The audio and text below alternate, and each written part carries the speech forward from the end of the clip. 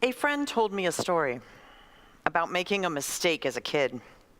She had been given $5 and the instructions to go downtown and to buy something at the downtown drugstore and then to come back. It was the first time she had ever been allowed to do this on her own, and she was thrilled. She came home an hour later, after going downtown, buying the thing, coming back, swelled with pride and confidence that this new experience had given her. And then her dad asked her for the change. She reached into her pocket and she pulled out a few wadded up bills in which was wrapped a handful of coins. He asked for the receipt, which she dug out of her other pocket, and then he exploded. "Didn't you count the change?" he asked. "They gave you the wrong change. Why didn't you count the change?" In that moment, an experience which was new and novel and exciting became shameful and scarring and hard. Well, maybe it was in that moment or the many, many moments that followed, because she remembers that her father continued to hound and harangue her on the subject for a while. She says she thought it lasted all night, but she was sure that it probably didn't. What she took away from that experience was not that trying new things can be fun. What she took away was, no matter what you do, be sure you don't put yourself in a position where you might make a mistake. Now, how many of us have ever done something completely right the first time? Did you tie a perfect bow the first time you tried?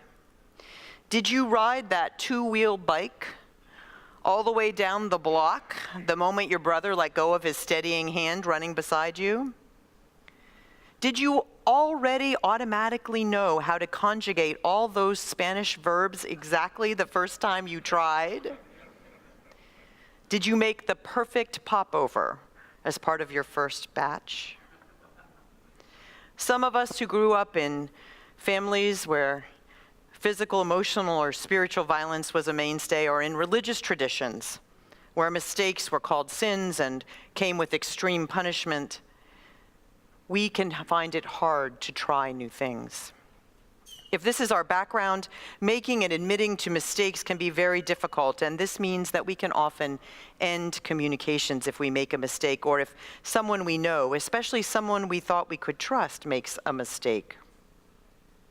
Cultural anthropologist Brené Brown writes about the gifts of imperfection, saying about perfectionism, "Perfectionism is not the same thing as thriving and striving to be your best.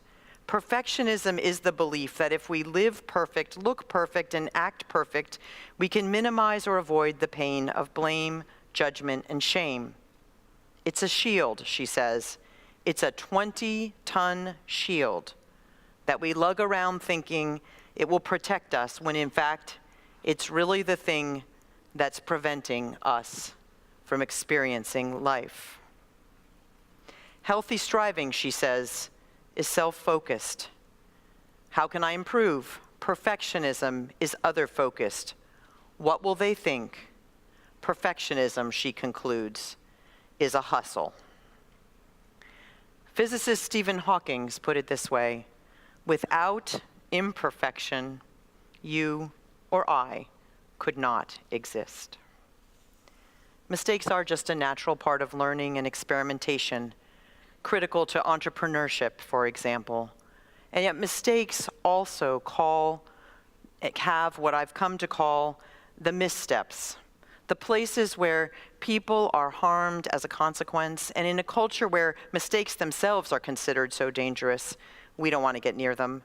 We will reject relationships sometimes if we witness one of those as well. We might avoid someone if we're embarrassed, or we might never tell them that they harmed us, which denies the possibility of correction or connection again. Missteps can happen even if what we did is not something we consider a mistake. It might be something that we said we needed to say, but still it caused harm to another. We need to tell each other and mend our relationships, because to mend them, we don't need to tell one another why we were wrong or right. We need to tell one another what hurt, or what made us angry, or what made us scared. In the long arc of our personal and societal history, much has been labeled as a mistake, which might later prove not to be. But on a personal level, this might be the career choice that your parents didn't affirm, the trip you took that your friends said you couldn't afford, the paint you applied that made you happy, but not your aunt when she visited. Henry Nelson Wyman was a process theologian in the last century who talked about the creative interchange that happens when people bring their separate truths together and create new truths. He also speaks of our being bound to an ultimate commitment, which is to stay in that creative relationship when we can. Now, he did his work in the 1950s, and today we know that some relationships are too dangerous and damaging. And yet, with this caveat, it seems to me that his message is worth taking. I worked with a man named Felipe Garcia in the 1990s, and he specialized in interpersonal communications. He developed something called the responsivity contract. It's a series of set questions and set answers that give people a way to answer in common situations so that we don't get all tied up in the defensiveness and the distractions. When someone says they need to be heard, we say, yes, I'm in a position to do that, or no, I'm really not, because sometimes we aren't. But if they say they want us to hear something, then we hear them, and we don't necessarily take that moment to respond. Sometimes, especially when a part of us has spent a life of being unseen or misseen, that's the answer we need to give. In a world of unprecedented change, we're going to encounter new things, new experiences, risks we have to take. And my guess, I know from my experience, that the first time we do them, maybe even the second and third, we might not get it perfectly. Accepting help when you're used to being independent, accepting help with grace when you're used to being independent, speaking in public when you like to be in the back row, making art when you were told that you couldn't make art as a child. Sometimes the mistakes seem really hard and costly, some more than others, and that's when we might want to go and crawl under that proverbial rock.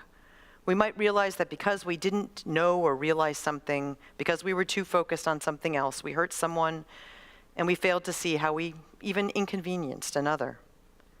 This is why religious traditions talk about antiquated things like forgiveness and repentance and what to do when we miss the mark. We literally cannot go back in time and undo what we did, says Louis Newman. He's a Jewish scholar at Carleton College in Minnesota. He says, and yet repentance is precisely that process by which we can, in the moral realm, if not the physical one, go back to the deed and find that part of ourselves that led to doing the transgression and reform ourselves. I find it inspiring, he says, to think that we're not in bondage to even our most grievous mistakes. I think about my friend's father and what it would have been like if he had been able to hear what his condemnation of her mistake had done. There might have been a whole conversation that could have opened. He might have revealed his fear that she would be taken advantage of people as he had been in times in his life. And she might have heard why being more attentive is important. Together, they might have created some new understanding. On my own journey, I'm making progress. I no longer wish to live in a world in which no mistakes happen or even in which I don't make them. I wish we lived in a world in which our mistakes did not cause harm. I do not live in that world, and I don't believe you do either. But as our 19th century ancestor, proto-feminist Margaret Fuller wrote, I accept the universe. So I force myself to try to understand that mistakes are not as dangerous as some of us may have reason to believe. and that when we make them in our wobbly balance causes us to do harm even without intention, we learn from them and make amends. Somewhere today, I would betcha that some little kid is getting on a bicycle for the first time or going into a store to make their first solo purchase. Somewhere, a person who has lived in isolation is reaching out. Somewhere, someone who has never been able to speak their truth is stumbling to find the words. Our faith does not say that we are born perfect. It says that we have a capacity, a potential for wholeness and wholeheartedness, and to find it, we need one another. This is the gift that we give ourselves. This is the gift we give our warming, shrinking, conflicted world.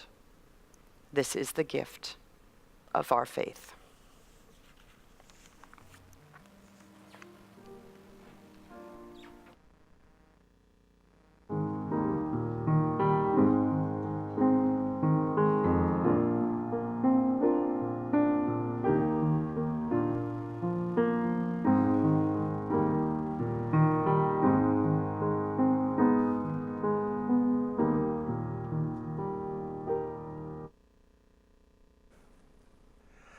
When I got up this morning, I was really hoping it wasn't a mistake that I didn't write a manuscript for the sermon.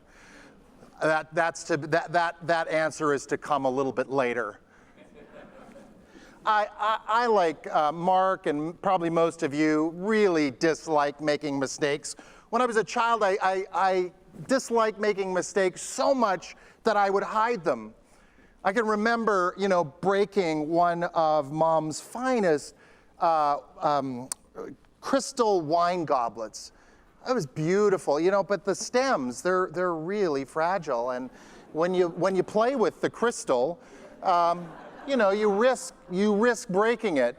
But I could find lots of little hiding points to put those broken glasses, and maybe a year or two they would be found. And I don't know if Mom's watching today and still looking for crystal. But I'm hoping not. It's sort of hiding the crystal, hiding ourselves when mistakes are made. I think it comes from not just a sense of embarrassment that we're capable of making mistakes, but I think it also comes from the fear, a fear of what we imagine is going to happen. I have a habit, I don't know if you do, of catastrophizing. I make a mistake and I imagine that the reaction will be the worst thing that could possibly happen, that the person who is impacted by my mistake will just tear a strip off of me. And so I go to that place, and that fear prevents me, from sometimes owning up to those mistakes. Well, at least in childhood, by hiding the broken crystal. Seems like, though, when we have that opportunity to come to our mistakes and the people who may have been harmed by our mistakes, it never turns out as worse as I have imagined. People have this great capacity for love, and the offering to me and probably to you of redemption. 2 years ago, I wish I could tell you it was a friend of mine, but no, it was me. 2 years ago, I was preparing to leave my ministry in Nevada and come to California. It was in the beginning of July, and I was sitting, relaxing at home, and I got a text message, and it said, Reverend Neal, where are you? The wedding's about to start.